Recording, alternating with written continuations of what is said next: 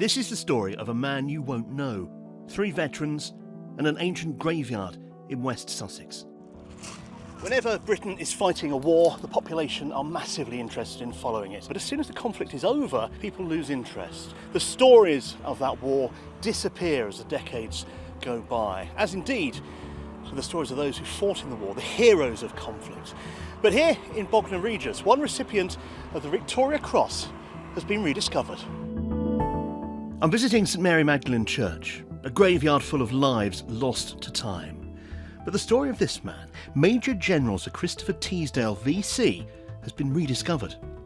I was in a local cafe talking with another veteran, and he happened to mention on passing that there was a Victoria Cross grave in Bognor Regis. I then mentioned this to my partner Jackie, and she managed to find him to the square metre. So when we decided to come along and pay a visit, we found his grave in the horrendous state that it had come to be in.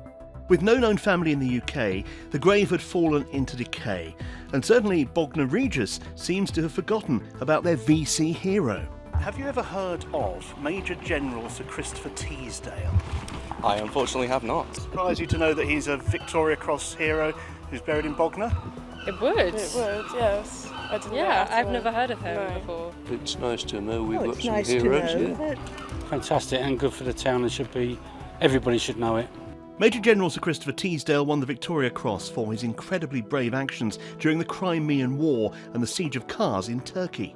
He volunteered to take command of the defenders, bravely fought back against the Russians and saved wounded Russian soldiers from being killed by Turkish troops who were Britain's allies. To do what he did at the age of 22 is absolutely incredible, and we couldn't leave his grave in that situation, in that state. We felt we had to do something. The muscle power for that something came from former Royal Marine James Hayden. As I was with an RAF and an ex-army guy, of course there was no chance that they were ever going to do any work anyway. So basically I took most of the trouble, and it was taxing. A rededication service has now been held, with service personnel of today and veterans honouring the first South African to win the VC. Major General Sir Christopher Teesdale VC, whose grave lies pristine. He surely won't be forgotten now.